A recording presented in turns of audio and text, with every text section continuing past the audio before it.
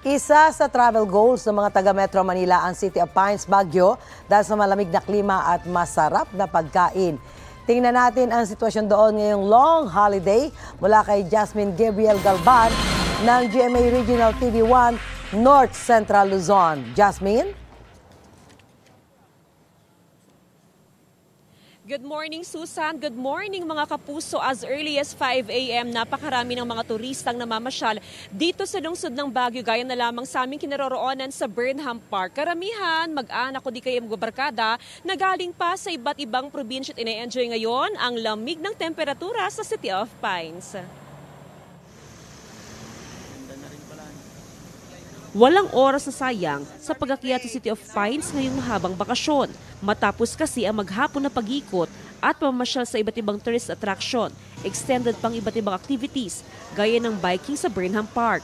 Ang pamilya Takadena mula sa Pangasinan talagang sinusulit ang long holiday. Kararating lang kasi namin kaya sinusulit po namin. Kabilang din sa itinerary ng mga turistang umaakyat sa Baguio City ay ang night market sa Harrison Road. Isa raw ito sa sinadya ni Rachel na mula pa sa Marikina. Hindi pa kami nakakapunta, kaya gusto namin ma-experience.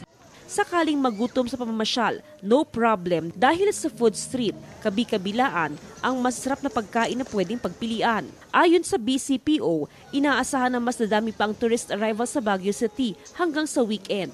Kaya patuloy na nakatutok ang kapulisan sa mga tourist attraction sa lungsod. Mahigpiting ipinapatupad ang batas trapiko dito. Sa nakalipas na 2 araw, mahigit sa 500 ang naisyuhan ng citation ticket dahil sa paglabag sa coding. At mahigit 200 naman dahil sa illegal parking. Sa coding, yun ang marami kasi in-expect nila, they are expecting na because it's a national holiday, automatic cancel. Dito po sa Baguio City kasi hindi.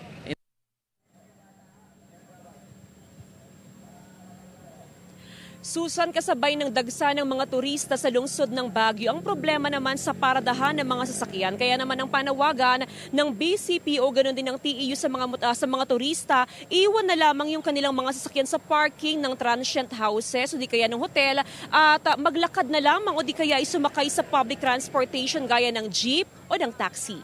Susan?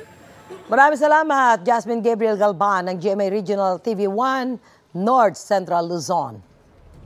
Mauna ka sa mga balita, bisitahin at mag-subscribe sa GMA Integrated News sa YouTube. Sa mga kapuso abroad, samahan nyo kami sa GMA Pinoy TV at sa www.gmanews.tv.